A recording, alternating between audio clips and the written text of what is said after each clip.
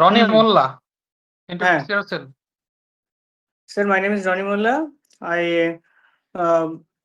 have completed my graduation in physics, and my residence is from village Bithari, post of Bithari, and police station Swarup under North 24 Parganas, and I am currently working as an assistant teacher in primary school. In which primary school? কোথায়? আমার primary স্কুলটা অবস্থিত স্বরূপনগর ব্লকেই এবং Basirhat sub ডিভিশনের মধ্যে। আমার স্কুলের নাম হলো স্বরূপদহ এফপি স্কুল। আচ্ছা, কতজন স্টুডেন্ট আছে গো স্কুলে? আমাদের স্কুলে 218 জন স্টুডেন্ট আছে। টিচার? টিচার আছে 7 জন, ইনক্লুডিং হেড টিচার। আচ্ছা, তাহলে টিচার রেশিও তো ভালোই মেনটেন হচ্ছে, তাই তো? হ্যাঁ, কত নিয়ার কত অ্যাবাউট আইডিয়াল কত? 30:1। আইডিয়াল কত? আইডিয়াল প্রাইমারি ক্ষেত্রে 30:1, 30 জন স্টুডেন্ট পিছু একজন টিচার থাকা উচিত। আচ্ছা, তো এটা কোন একটা বলেছে গো? এটা বলা হচ্ছে রাইট টু এডুকেশন অ্যাক্ট 2009। এটা তাহলে কোন আর্টিকেল অনুযায়ী হয়েছে এটা? এটা হয়েছে আর্টিকেল 21A। আগে তো ছিল না, এটা কোন সংসদের মাধ্যমে এসছে? স্যার এটা সংবিধান সংশোধনী 86তম সংশোধনীর মাধ্যমে এসছে এটা। আচ্ছা, আমাদের লাস্ট কততম অ্যামেন্ডমেন্ট হয়েছে গো? 2023 সালে স্যার 106তম অ্যামেন্ডমেন্ট হয়েছে। কি বলছে এখানে? স্যার এখানে বলা হয়েছে যে মহিলাদের রিজার্ভেশন রাখতে হবে 1/3 রেশিওতে, সেটা লোকসভা এবং বিধানসভা সিটের ক্ষেত্রে, কিন্তু রাজ্যসভার ক্ষেত্রে এটা অ্যাপ্লিকেবল নয়। কবে থেকে চালু হবে এটা? এটা পরবর্তী সেন্সাস অনুযায়ী চালু হওয়ার কথা, কিন্তু দ্রৌপদী মুর্মু আমাদের অনারেবল রাষ্ট্রপতি উনি এমফাসিস দিয়েছেন যে এটা যাতে আরো তাড়াতাড়ি চালু করা প্রয়োজন। পরবর্তী সেন্সাসের জন্য কেন ওয়েট করে থাকছে? সেন্সাসের ক্ষেত্রে সাধারণত আমরা নিয়ম হলো রিঅ্যাডজাস্টমেন্ট করা হয় লোকসভা এবং বিধানসভার সিটগুলো, সেই রিঅ্যাডজাস্টমেন্ট অনুযায়ী ওটা সেন্সাসে করে না ডিলিমিটেশন কমিশন করে? ডিলিমিটেশন কমিশন করা হয়, কিন্তু সেন্সাস অনুযায়ী ওই রেশিওটা মেনটেন করা হয়, যেহেতু ভোটার সংখ্যা বা ভোটারের আধিক্য কম বেশি কারণে সিট সংখ্যা একই রেখে বাউন্ডারি চেঞ্জ করা হয়। আচ্ছা, এই যে ডিলিমিটেশন কমিশন বললাম, এই ডিলিমিটেশন কমিশন যদি কোনো একটা বাউন্ডারি ঠিক করে দিল, দিয়ে সেটা নিয়ে কেউ কি কোর্টে যেতে পারে? স্যার এটা নিয়ে স্যার আমার জানা নেই স্যার, সরি স্যার। ওকে, এটা নিয়ে কেউ কোর্টে যেতে পারে না, ঠিক আছে? মানে thank you sir. Delimitation commission যেটা বলবে সেটাই ফুল অ্যান্ড ফাইনাল। ওকে, ঠিক আছে। তোমার নর্থ চব্বিশ পরগনায় বসিরহাটে বাড়ি। হ্যাঁ স্যার। এই যে ইছামতি রিভার তো হ্যাঁ বসিরহাটের দিয়ে গিয়েছে, তাই না? হ্যাঁ তো স্যার। এখানে কি হয় গো, একটা ভালো কিছু একটা হয় যে সেটার জন্য সারা বছর মানুষ ওয়েট করে থাকে? কি হয়? স্যার ইছামতির ক্ষেত্রে সাধারণত ইছামতি আমাদের নদীমাতৃক এরিয়া, এবং সেক্ষেত্রে ইছামতির পাশ দিয়ে যে সমস্ত উপনদীগুলো আছে। বিশেষ কি হয়?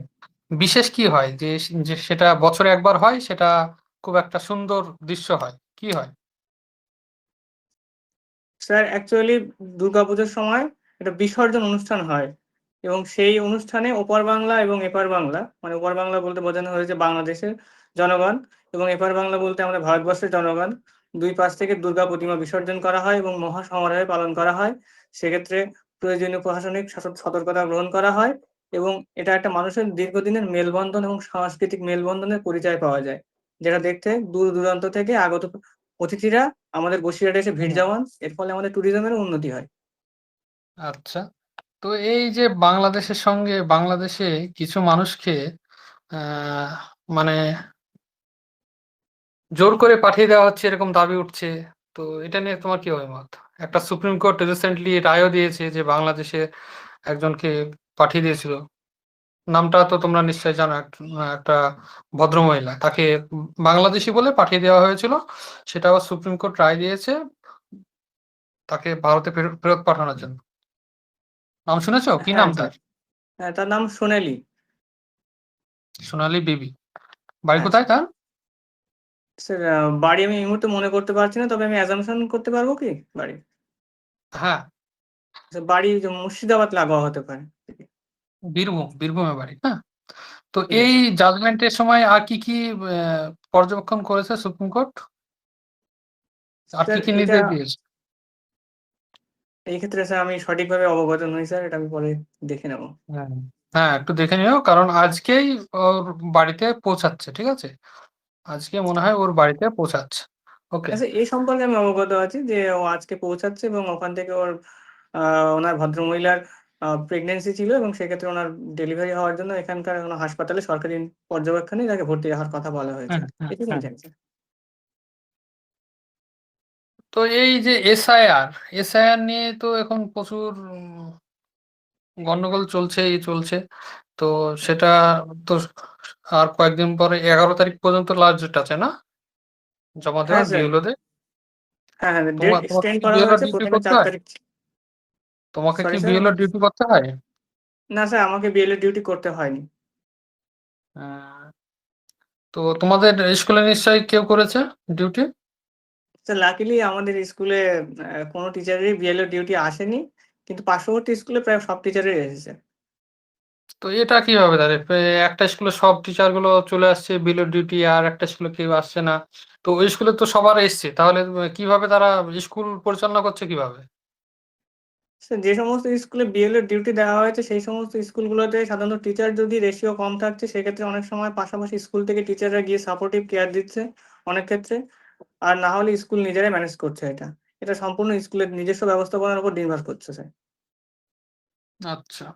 তো এটা নিয়ে যে গন্ডগোলটা চলছে যে নাগরিকত্ব চলে যাবে, এই চলে যাবে, তাই নিয়ে অনেক কিছুই হচ্ছে। অনেক বাংলাদেশী তারা বাড়ি ফিরছে। তো এই নিয়ে তো তোমার ব্লগ তো খুব বেশি চর্চায় আছে, তাই না? হ্যাঁ স্যার। হ্যাঁ তো তোমার কি, মানে তুমি কি পর্যবেক্ষণ করলে এই কয়েকদিনে? স্যার, একটা একটু প্রথমত বলো তো। বলি যে আমাদের সীমান্ত লাগোয়া যেহেতু ব্লক, এখানে বাংলাদেশের সঙ্গে আমাদের দীর্ঘ সীমান্ত শেয়ার করে। বিশেষত আমার নিজের গ্রামের পাশে পঞ্চায়েত, সেই পঞ্চায়েত এরিয়া বাংলাদেশের সঙ্গে বর্ডার শেয়ার করে। সেক্ষেত্রে এখানে আমাদের যে ইনস্ট্রাকশন আমরা প্রথমে পাই বা আমরা দেখতে পাই, ব্লক থেকে কোনো রকম অথরিটিভ ইনস্ট্রাকশন ছিল না।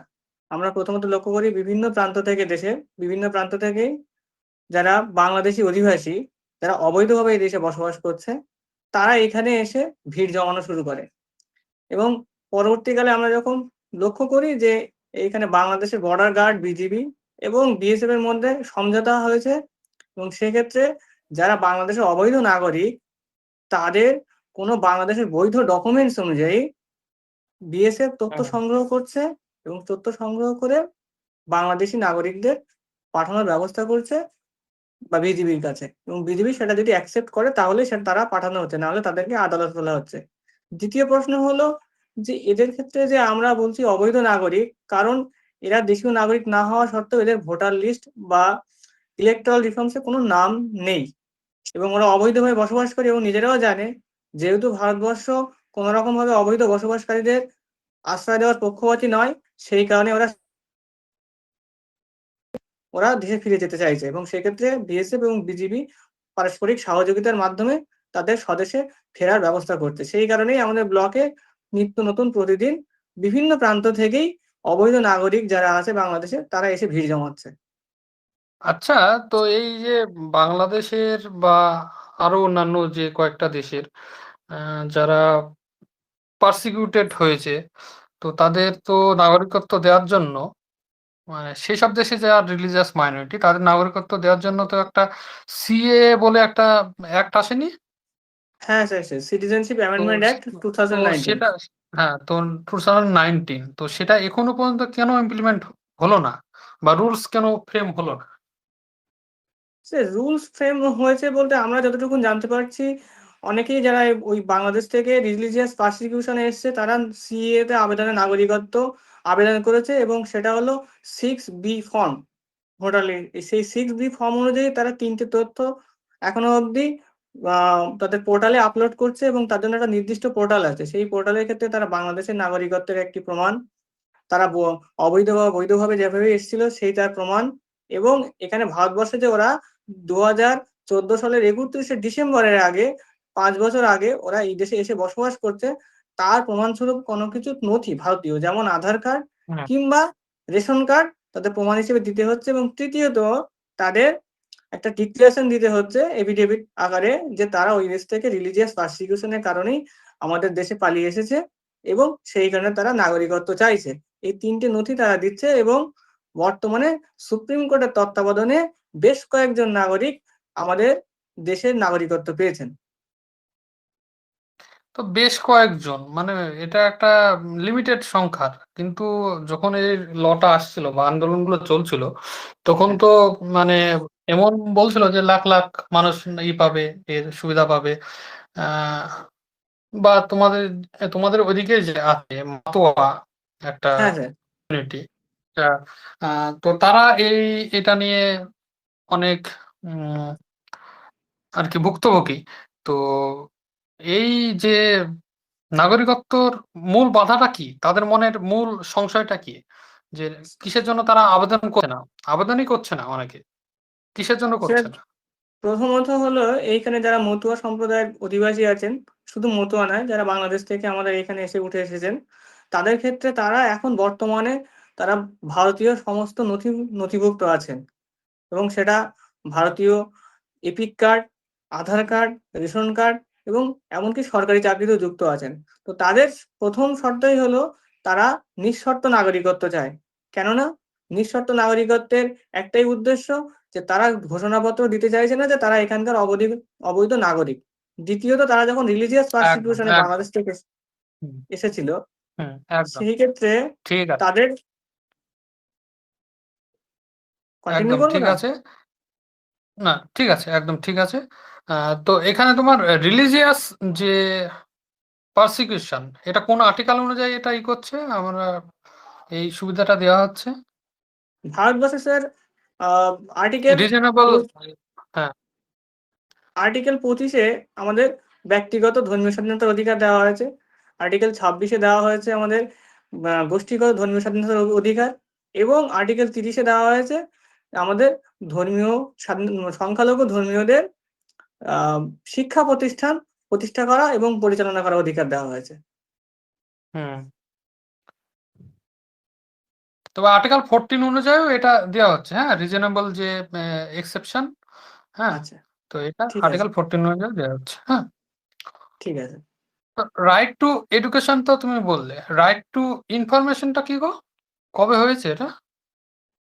Sir, right two information act 2005 সালে আইন প্রণীত হয় এবং এখানে বলা হয়েছে যে আমরা সরকারি বা কোনো তথ্য অফিস থেকে 30 দিনের মধ্যে আমাদেরকে তথ্য জানার অধিকার আছে।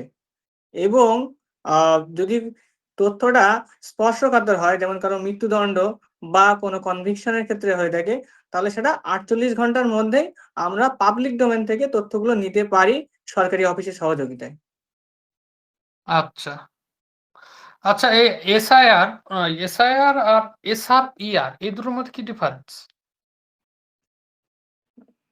স্যার, আমি এসআইআর সম্পর্কে অবগত আছি sir, special intensive revision of electoral Rolle's.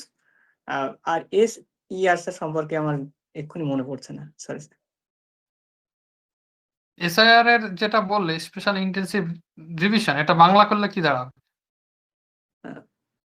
বিশেষ নিবিড় পর্যবেক্ষণ। এসআরইআরটা কি? এসআরইআরটা হচ্ছে তোমার এমনি আমাদের ব্লক অফিসে বছরে 4 বার করে এমনি যে ভোটের নতুন ভোটার লিস্টে ইনক্লুড হওয়া বা এক জায়গা থেকে আরেক জায়গায় ট্রান্সফার হওয়া বা কেউ মারা গেলে সেটার নাম বাদ দেওয়া, এগুলো হয়। আচ্ছা, আর সেটা তো একটা লিমিটেড এরিয়ার মধ্যে হয়। আর এসআইআরটা গোটা স্টেট বা অনেকগুলো স্টেটের মধ্যে হচ্ছে, আমাদের একটা বিশেষ বিশেষ হচ্ছে এটা, ঠিক আছে। লাস্ট কবে হয়েছিল জানো? স্যার আমাদের এই ক্ষেত্রে লাস্ট এসআইআর হয়েছিল 2002 সালে। 2002 সালে। তো এটা কোন রুলস অনুযায়ী হচ্ছে এটা? স্যার, এই আর্টিকেল 324-এ আমাদের ইলেকশন কমিশনকে ক্ষমতা দেওয়া হয়েছে যে ভোটার লিস্ট সংশোধন সবকিছুর ক্ষমতা অনুযায়ী চলছে। সেই অনুযায়ী ইলেকশন কমিশন যেহেতু সাংবিধানিক সংস্থা, তাদের নিজস্ব অধিকার আছে এই স্পেশাল ইন্টেন্সিভ রিভিশন চালু করার এবং পরিলক্ষণ করার। না, একটা রুলস অনুযায়ী তো হচ্ছে 1950 বা 1951, 1950-এর রুলস। ঠিক আছে। আচ্ছা স্যার, হ্যাঁ, এটা জানি না। রিপ্রেজেন্টেটিভ, হ্যাঁ রিপ্রেজেন্টেটিভ রুলস এটা 1950-এর। ওকে। ঠিক আছে, দেখে নেবো স্যার। হ্যাঁ। আর তুমি বলো, তোমার বিখ্যাত মানুষ কে কে আছে, মনীষী কে কে আছে নর্থ চব্বিশ পরগনার? স্যার নর্থ চব্বিশ পরগনায় প্রথমেই বলি, শহীদ দীনেশচন্দ্র মজুমদার বিপ্লবী, যিনি যুগান্তর গোষ্ঠীর সঙ্গে যুক্ত ছিলেন।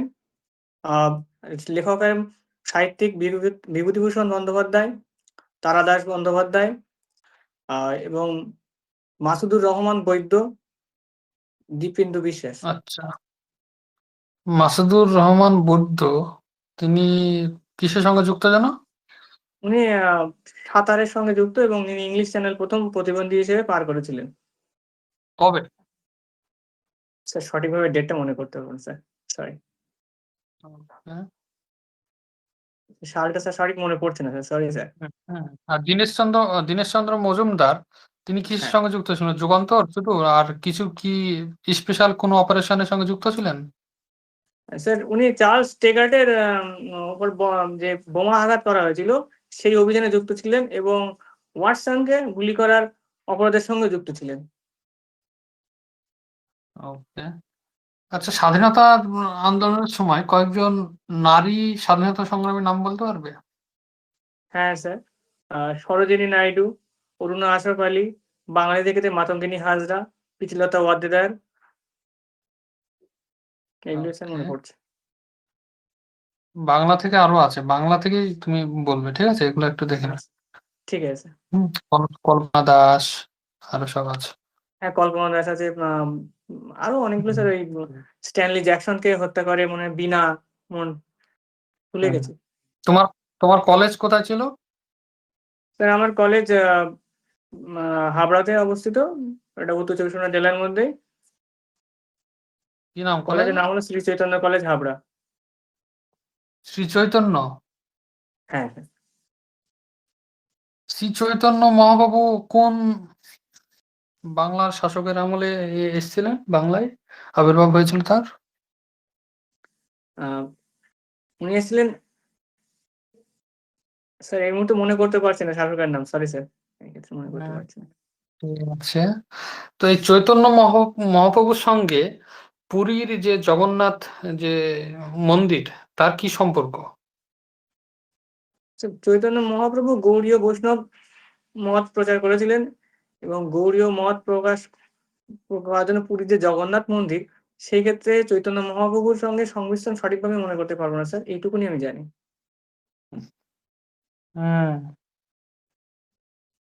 এটা বলা হয় যে তিনি ওখানে গিয়েই মারা গিয়েছিলেন বা কিছু এরকম কিছু একটা বলা হয়। এটা একটু দেখে নেবে হিস্ট্রিটা। ওকে। ঠিক আছে। চৈতন্য মহাপ্রভুর যে গৌড়ীয় বৈষ্ণব মত বা চৈতন্য মহাপ্রভুর কি এফেক্ট বর্তমান সমাজে? বর্তমান সমাজে সব থেকে বড় চৈতন্য মহাপ্রভু অবদান আমাদের ক্ষেত্রে সমাজে সামাজিক সমতা বজায় রাখা, এবং সকলের মধ্যে যে ভ্রাতৃত্ববোধ, সকলের মধ্যে ভালোবাসার বন্ধন, সামাজিক ভেদাভেদ আহ, দূরীকরণ, সেটার ক্ষেত্রে চৈতন্য মহাপ্রভুর যে দর্শন, সেটা খুবই উপযুক্ত এবং পরিপক্ত আমাদের সমাজে। হুম। আচ্ছা,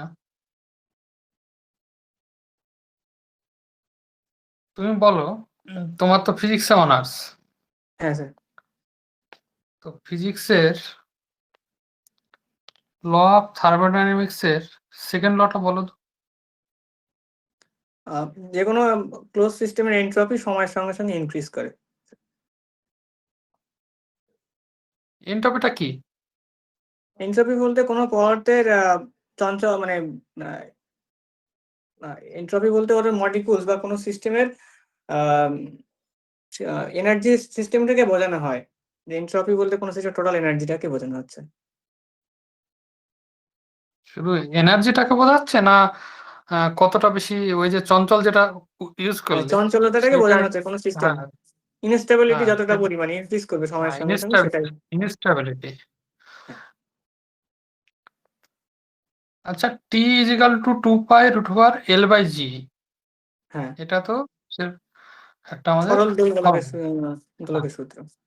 তো এবার তুমি ধরে নাও ওই একটা পেন্ডুলামের ভিতরে অনেকগুলো ছোট ছোট পোকা আছে। তো তাহলে কি হবে, পেন্ডুলামের গতি কমবে না বাড়বে, না সময়ের এটা টাইম পিরিয়ডটা বাড়বে না কমবে?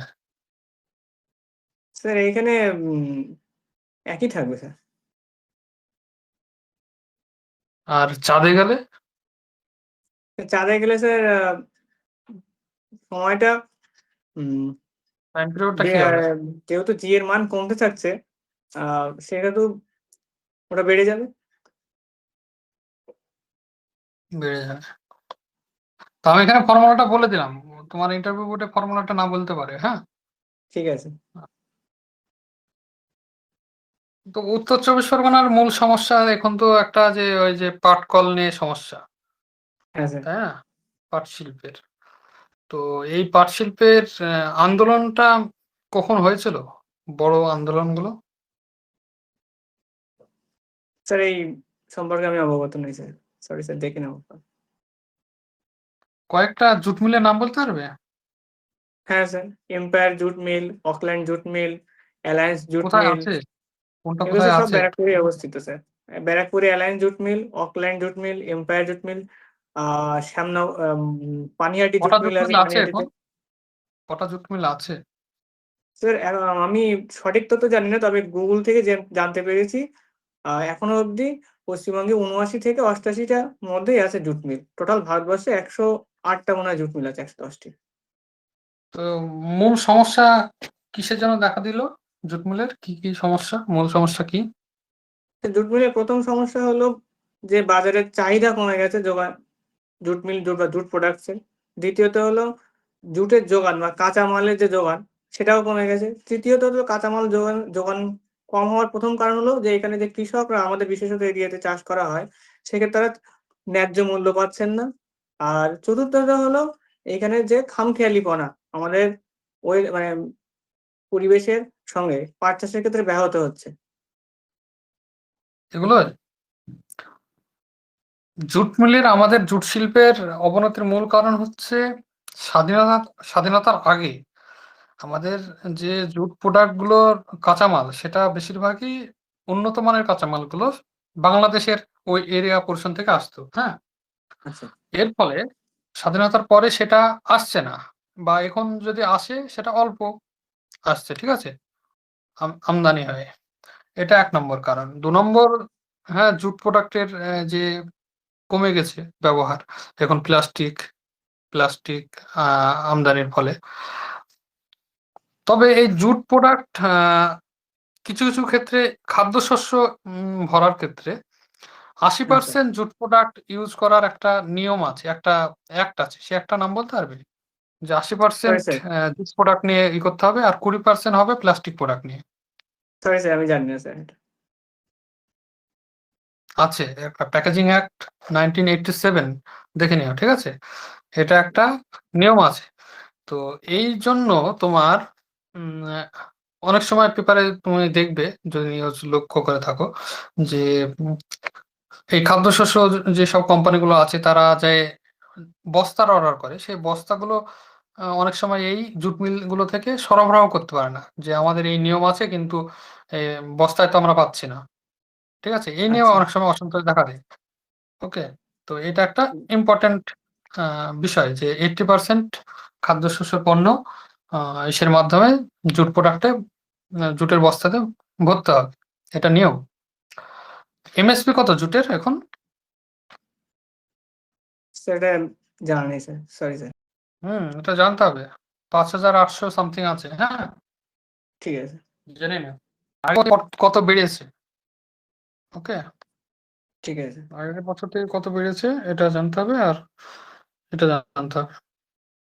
তো এই এমএসপি কে ঘোষণা করে গো? সিএসিবি মানে commission of agriculture price commission. TSCB ঘোষণা করে, আর অ্যাপ্রুভ করে কে? স্যার অ্যাপ্রুভ করে এক্ষুনি মনে করতে পারছি না, গেস করতে পারি কি? হ্যাঁ, অবশ্যই।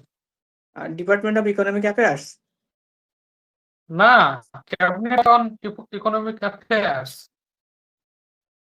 ক্যাবিনেট সরি স্যার, কমিটি আমি on economic cabinet committee on economic affairs, CCEA।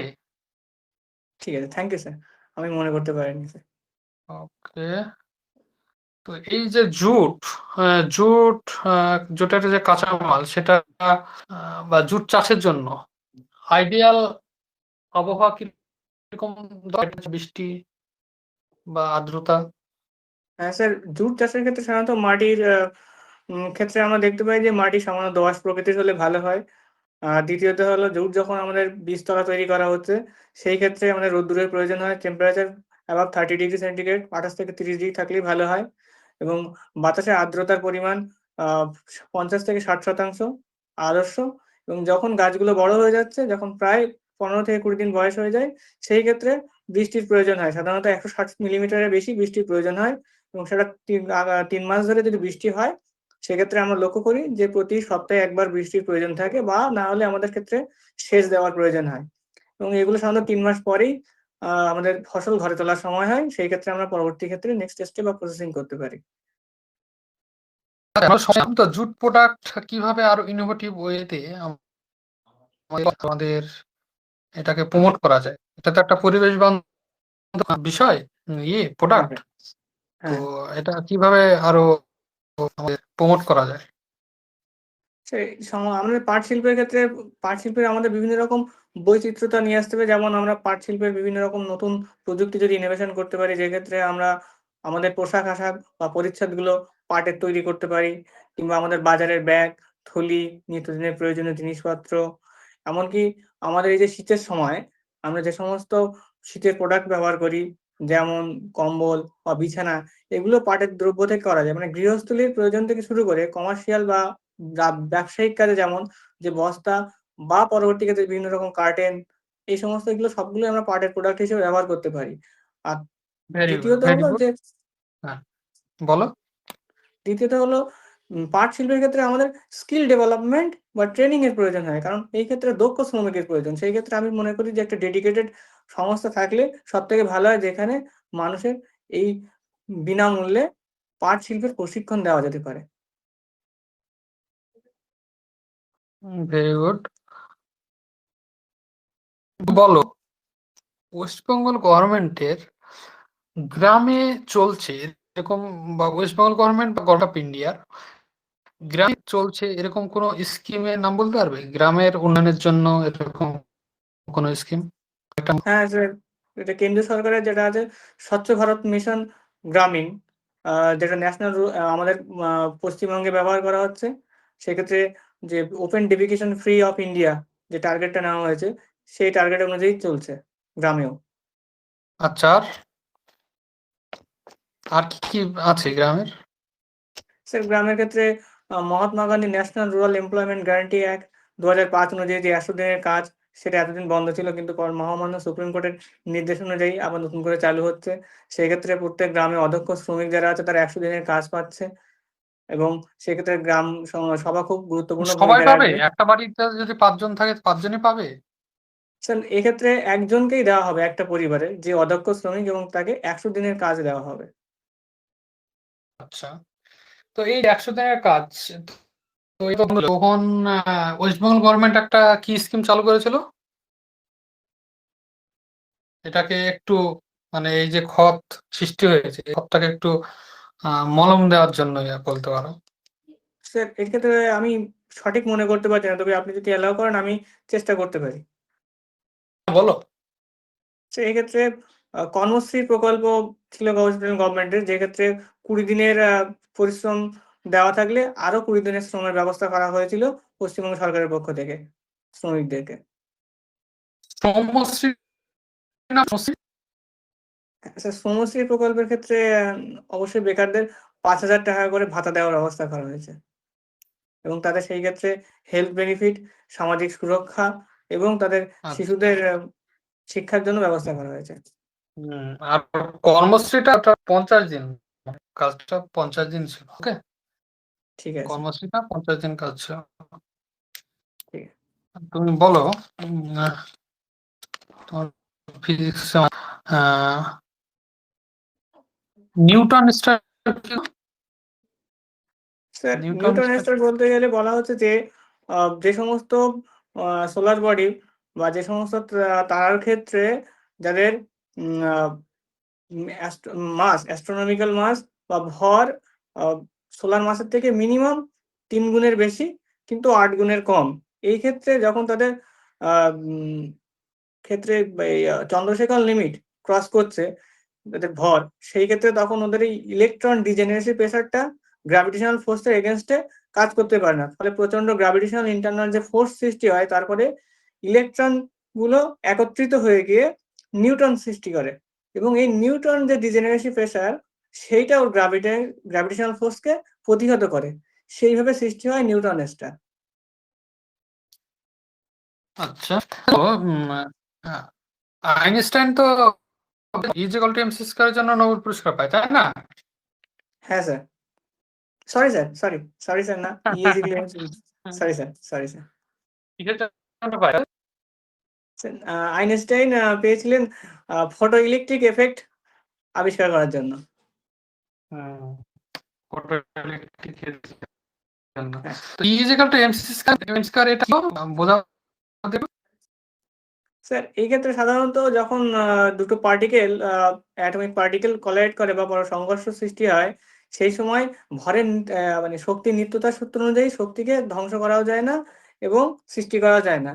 এবং ভর এবং শক্তির যে নিত্যতার সূত্র, সেইখান থেকে আমরা পাই যে কোনো ভর ধ্বংস হলে সেই পরিমাণ শক্তি উৎপন্ন হবে, অথবা হ্যাঁ এইটাই হলো E is equal to M C square, যেখানে ই কে বলা হচ্ছে উৎপন্ন শক্তি, এম কে বলা হচ্ছে বস্তুর ভর এবং সি কে বলা হচ্ছে যে আলোর গতিবেগ। আচ্ছা, তো এবার কে নোবেল পেয়েছে ফিজিক্সে? স্যার, ফিজিক্সে নোবেল পেয়েছেন জন ক্লার্ক, জন মার্টিনিস এবং এম ডেভরট। কিসের জন্য? স্যার, এগুলো quantum tunnelling, macroscopic quantum tunnelling, মানে অ্যাকচুয়ালি কোয়ান্টামকে সচক্ষে দেখা যায় না, কিন্তু এখানে ম্যাক্রোস্কোপিক মানে সচক্ষে অনুভব করার পর্যায়ে নিয়ে এসেছেন এবং এনার্জি কোয়ান্টাইজেশনের ক্ষেত্রে তারা যুগান্তকারী যে বিপ্লব নিয়ে এসেছেন, সেটার জন্য তারা নোবেল পেয়েছেন। যুগান্তকারী বিপ্লব, তো এই বিপ্লবে কি কাজে লাগবে আমাদের? স্যার, এই ক্ষেত্রে আমরা যে কোয়ান্টাম মেকানিক্সের যে আমাদের চিরাচরিত যে ক্লাসিক্যাল মেকানিক্সের ধারণা আছে, যে একটা ক্ষেত্রে আমরা কোয়ান্টাম কম্পিউটিং এর ক্ষেত্রে নতুনভাবে এক দিগন্ত খুলে যাবে আমাদের ক্লাসিক্যাল মেকানিক্সের থেকে, যেটা আমরা পাই না। আচ্ছা, তুমি আমাদের বাঙালি কয়েকজন বিজ্ঞানীর নাম বলো তো। স্যার, বাঙালি বিজ্ঞানী হলেন আচার্য প্রফুল্লচন্দ্র রায়, ডক্টর এবং মেঘনাথ সাহা। তারা কিসের জন্য, তাদের কি কি কাজ সেটা বলো। স্যার, এই ক্ষেত্রে আচার্য প্রফুল্লচন্দ্র রায় উনি মার্কিউরিয়াস নাইট্রেট আবিষ্কার করেছিলেন এবং স্বদেশী আন্দোলনের সময় উনি বেঙ্গল কেমিক্যালস পানিহাটিতে প্রতিষ্ঠা করেন, যেটা এখনো চালু আছে। কবে ডক্টর প্রতিষ্ঠা হয় মেঘনাথ, বেঙ্গল? সরি স্যার, বেঙ্গলে কবে প্রতিষ্ঠা হয়? স্যার আমি সঠিক ডেটটা মনে করতে পারছি না স্যার, তবে স্বদেশী আন্দোলনের জন্যই উনি প্রতিষ্ঠা করেছিলেন এই সময়। বেঙ্গল কেমিক্যাল কি কিছু তৈরি করে, এখনো চালু আছে বলছো, কি তৈরি করে? হ্যাঁ স্যার, এখন বেঙ্গল কেমিক্যালস থেকে আমরা ফিনাইল তৈরি হয় এবং নিত্য ব্যবহার্য সাবান, ব্লিচিং পাউডার, এগুলো তৈরি হয়। আচ্ছা, আর জগদীশ্বর বসুর কি অবদান গো?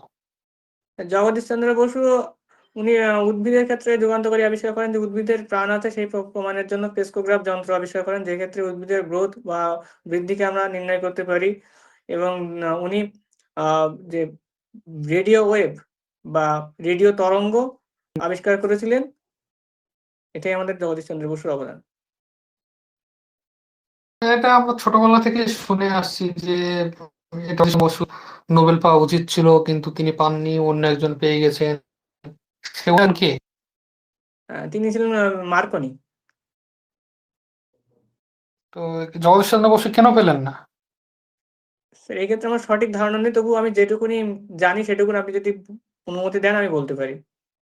হ্যাঁ, জগদীশ চন্দ্র বসু সাধারণত সেই সময় রয়্যাল একাডেমিতে ওনার গবেষণাপত্র পাঠিয়েছিলেন এবং সেই সময় ভদ্রলোক মার্কনি উনি নিজেও এই গবেষণার সঙ্গে যুক্ত ছিলেন এবং পরবর্তীকালে যে গবেষণাপত্র প্রকাশিত হয় এবং সেটা মার্কনির নামে প্রকাশিত হয় এবং সেই কারণে। পেটেন্টটা পেয়ে গেছিলেন, তিনি পেটেন্টটা নিয়ে নিয়েছিলেন, ঠিক আছে। হ্যাঁ স্যার, পেটেন্ট।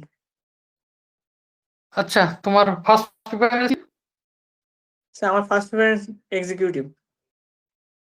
নয় কেন গো? স্যার এক্ষেত্রে পুলিশের ক্ষেত্রে আমার কিছু সমস্যা আছে শারীরিক, চোখের ক্ষেত্রে, কালার ভিশনের, সেই কারণে আমি পুলিশ চয়েস করিনি স্যার। তো এটা আগে জানতাম না। না স্যার, এটা আমি আগে জানতে পারিনি। আমি গত জানুয়ারি মাসে যখন আমার চোখের কিছু সমস্যা হয়, সকালে উঠে ঝাপসা দেখতাম, সেই কারণে যখন রুটিন চেক আপে যাই ডাক্তারের কাছে, তখন আমি বুঝতে পারি যে আমার চোখের সমস্যা আছে এবং ডান চোখে -1 পাওয়ার, সেই সঙ্গে ভিশন, কালার ভিশনেরও সমস্যা আছে। এর আগে আমি এই বিষয়ে অবগত ছিলাম না।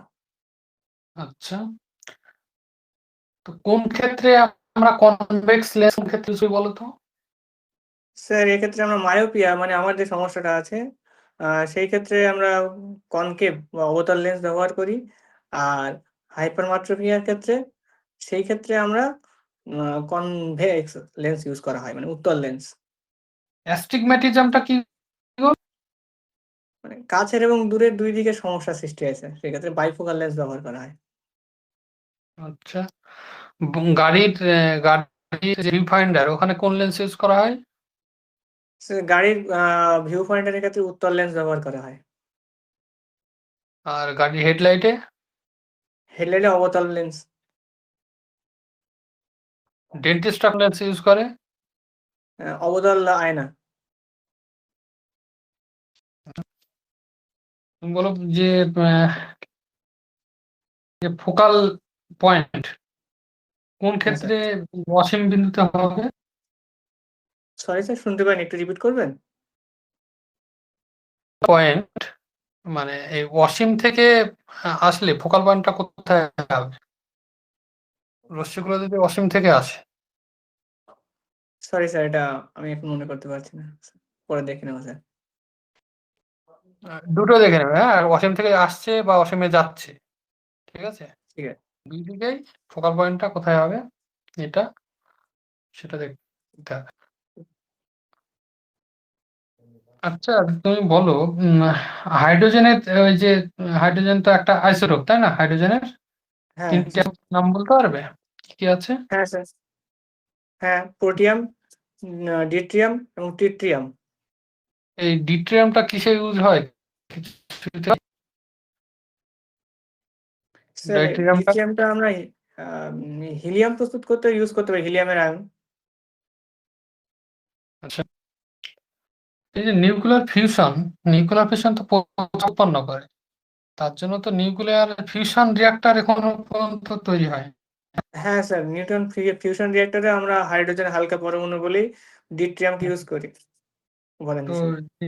বলছি নিউক্লিয়ার ফিউশন তো প্রচুর তাপ উৎপন্ন করে, সেটা হুম। ক্যাপচার করার মতন কোনো ধাতব বস্তু এখনো আমরা আবিষ্কার করে উঠতে পারি। তো সেটা নিয়ে একটা জায়গায় গবেষণা চলছে, কোথায় চলছে বলতে পারবে?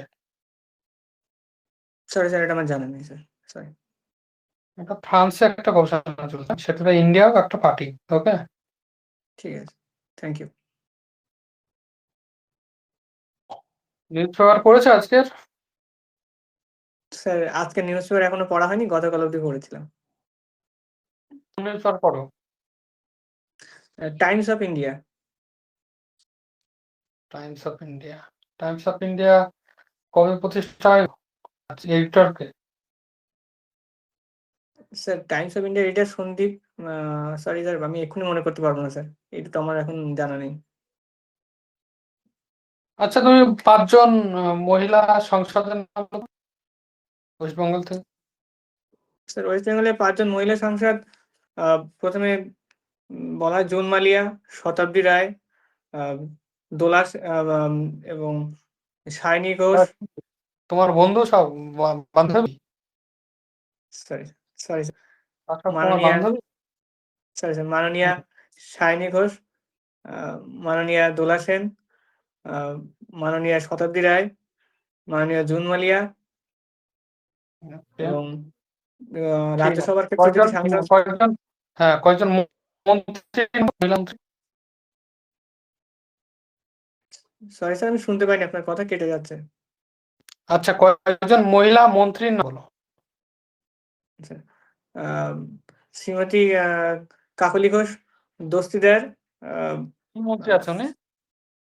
উনি আছেন মিনিস্টার অফ স্টেট স্বাস্থ্য Kakoli Ghosh Shrimati Dastidar. Sorry sorry sir উনি শ্রীমতী চন্দ্রিমা ভট্টাচার্য। হ্যাঁ হ্যাঁ, তাই বলো। সরি স্যার আমি একটু ভুল করেছি। দ্বিতীয়ত আছেন সন্ধ্যা রানী, শ্রীমতী সন্ধ্যা রানী টুডু, পশ্চিমাঞ্চল উন্নয়ন। আহ, হুম, আহ, শ্রীমতী বীরবাহ হাঁসদা, হুম। শ্রীমতী থেকে বড়টাতে বললে না, আমার মুখ্যমন্ত্রী তো মন্ত্রী না? হ্যাঁ স্যার উনি আছেন অনারেবল চিফ মিনিস্টার শ্রীমতী মাননীয় মমতা ব্যানার্জি মহাশয়া। উনি কি দপ্তর আসলো তো মুখ্যমন্ত্রীর আন্ডারে? Ministry of home and hill affairs, land and land reforms, ministry of health, personnel and administrative reforms, এইগুলো জানি স্যার আর ঠিক আছে, মনে পড়ছে না। ঠিক আছে। বলো, আমাদের পঞ্চায়েতি রাজ ব্যবস্থাটা ওয়েস্ট বেঙ্গলে কবে চালু হয়? স্যার আমাদের ওয়েস্ট বেঙ্গল পঞ্চায়েত অ্যাক্ট 1973 অনুযায়ী আমাদের পশ্চিমবঙ্গে চালু হয় এবং প্রথম পঞ্চায়েত ভোট হয় 1978 সালে ত্রিস্তরীয়।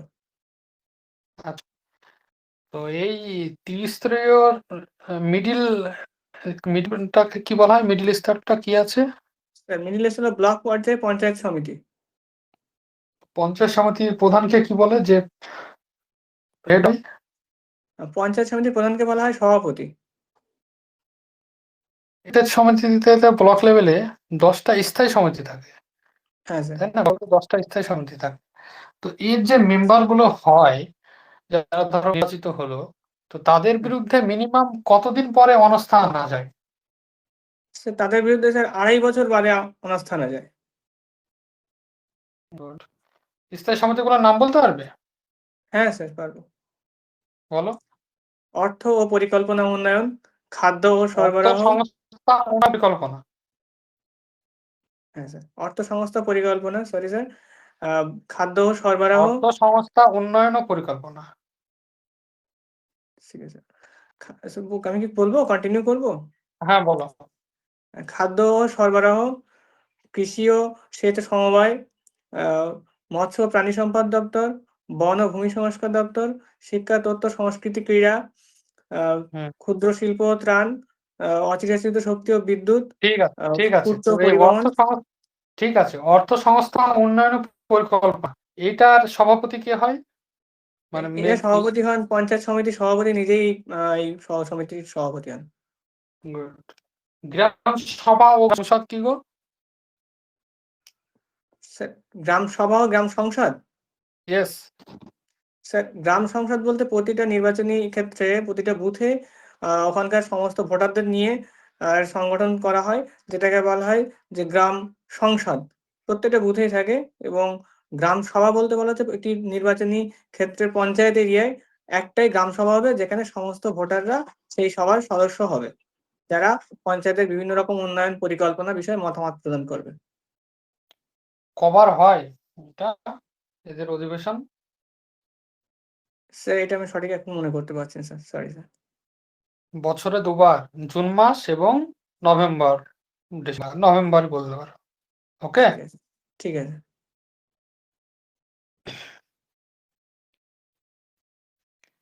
এই যে আমাদের নতুন কোনো পঞ্চায়েত যদি গঠন করতে হয়, কে করে, তৈরি করে এটা?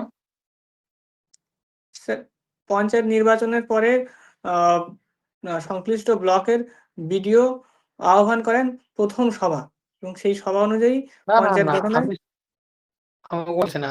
ধরে নাও আমাদের এখন কটা পঞ্চায়েত আছে? 3354টা। হ্যাঁ স্যার। এবার কোথাও একটা বড় এরিয়া আছে, নতুন একটা পঞ্চায়েত তৈরি করতে হবে, তাহলে সেটা কারা করছে? সেক্ষেত্রে কে দায়িত্ব? ডিস্ট্রিক্ট ম্যাজিস্ট্রেট অথরিটি থাকেন, তিনি নতুন পঞ্চায়েত গঠন করতে পারেন। শুধু ডিস্ট্রিক্ট ম্যাজিস্ট্রেট না, এটা ওই মিনিস্ট্রি করবে? স্যার আমার যতদূর জানি স্যার, আমি ডিস্ট্রিক্ট ম্যাজিস্ট্রেট স্যার, আমি এটা সঠিক জানতে পারলাম না তাহলে। রুরাল ডেভেলপমেন্ট যে মিনিস্ট্রি, তারাই তো করবে, ডিপার্টমেন্ট। রুরাল ডেভেলপমেন্ট ডিপার্টমেন্ট করবে। কে আছে এখন মন্ত্রী রুরাল ডেভেলপমেন্টে? সরি স্যার এক্ষুনি মনে করতে পারছি না নামটা স্যার। শ্রী প্রদীপ মজুমদার। ওকে। ঠিক আছে। আচ্ছা, তোমার তো পুলিশ নেই প্রিফারেন্সে, তোমার হেলথ প্রবলেমের জন্যই। তো এটা তুমি বলো, কিছু কিছু বিষয় তো আমরা এক্সপেক্ট করতে পারি, যে সিআরপিসির নতুন নাম কি হয়েছে? ভারতীয় নাগরিক সুরক্ষা সংহিতা। কবে থেকে চালু হয়েছে এটা? স্যার 1 জুলাই 2024। কি কি চেঞ্জ এসেছে গো? স্যার এই ক্ষেত্রে আমি সঠিকভাবে স্যার অবগত নই, তবে কিছু কিছু আর্টিকেলের ক্ষেত্রে পরিমার্জন করা হয়েছে, এগুলো আমি দেখে নেবো স্যার পরে।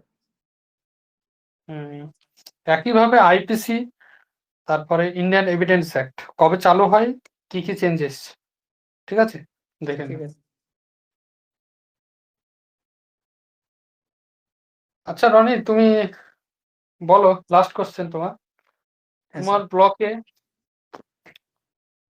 তোমার ব্লকে বন্যা, ধরে নাও বন্যা প্রায় অবগত আসছে আর কি। হুম, হ্যাঁ স্যার। মানে এক প্রকার তোমরা পূর্বাভাস পেয়েছো দপ্তরের কাছ থেকে, বা ফ্লাড ডিজাস্টার ম্যানেজমেন্টের দপ্তরের কাছ থেকে, যে আজকের পরে কালকে থেকে তোমার ব্লকটা প্লাবিত হয়ে যাবে, বন্যা হয়ে যাবে। হ্যাঁ স্যার। তো কি তুমি চাইবে? স্যার বলো। যেহেতু আমাদের ব্লকে হাতে সময় কম থাকে, প্রথমেই কথা হলো এমার্জেন্সি আমাকে মিটিং ডাকতে হবে। বলো। সংশ্লিষ্ট আমার ব্লকে যতগুলো গ্রাম পঞ্চায়েত আছে সেখানে তাদের প্রতিনিধিকে অবশ্যই ডাকবো, এবং সঙ্গে পুলিশ প্রশাসনকে ডেকে প্রথমে মিটিং করা হবে, যে জনগণকে অ্যাওয়ারনেস এর মধ্যে পাঠানো, যেহেতু বন্যা আসছে। দ্বিতীয়ত ইন্সপেকশনে সবসময় পাঠিয়ে দেবো যে স্কালে উপদ্রুত এলাকাগুলোতে, যেখানে উঁচু স্থান আছে সেই স্থানগুলোতে মানুষের স্থানান্তর করার জন্য। এবং যেহেতু যদি লোকবল কম থাকে সেক্ষেত্রে আমি গ্রাম প্রধান এবং গ্রাম পঞ্চায়েতকে ইনভলভ করব মানুষকে নির্দিষ্ট জায়গায় পৌঁছে দেওয়ার জন্য, এবং নিজে সেক্ষেত্রে তদারকি করতে হবে। দ্বিতীয়ত পুলিশ প্রশাসন সেক্ষেত্রে যারা বয়স্ক বা বৃদ্ধ ব্যক্তি আছেন তাদেরকে নিয়ে যাওয়ার জন্য, এবং হাসপাতালের যে হেলথ স্টাফ আছে তাদেরকে নিয়ে প্রস্তুত থাকার জন্য বলতে হবে। তৃতীয়ত হলো যে খাদ্য সরবরাহ একটা সংকট দেখা দিতে পারে, সেই কারণে আমার সংশ্লিষ্ট খাদ্য দপ্তরকে জানিয়ে রাখতে হবে যে এদের খাদ্যের ব্যবস্থা করার জন্য। তৃতীয়ত জিনিস হলো যে কমিউনিকেশন ডেভেলপমেন্ট করার জন্য আমার বিভিন্ন রকম ভাবে, যেহেতু কমিউনিকেশন ডেভেলপমেন্ট করার জন্য যে ইন্টারনেট পরিষেবা সংযোগ, উপরের সঙ্গে কমিউনিকেট করা। দ্বিতীয়ত হলো যে পরিবহনের বা সড়ক ব্যবস্থা যেহেতু বিঘ্নিত হতে পারে সেজন্য প্রয়োজনীয় নৌকা বা জল ব্যবস্থা করে রাখা। এবং তৃতীয়ত হলো যে আমাদের হেলথ পরিষেবা সবসময় যেন 24 ঘন্টা যেন খোলা রাখতে হবে। চতুর্থত হলো যে পাওয়ার শর্টেজ যেতে হতে পারে, সেজন্য আমাদের সংশ্লিষ্ট বিদ্যুৎ দপ্তরের সঙ্গে কথা বলে রাখতে হবে। এবং চতুর্থত হলো যেহেতু এই সময় মানুষের লুটতরাজ বা রাহাজানি হতে পারে, সেই জন্য আমরা সর্বপ্রথম পুলিশ প্রশাসনকে সবসময় অ্যাক্টিভ থাকতে বলবো, এবং সিভিক ভলেন্টিয়ার ফোর্সদের সবসময়ের জন্য মনিটরিং এর মধ্যে রাখবো, এবং 24 ঘন্টার জন্য একটা কন্ট্রোল রুম খুলে রাখবো।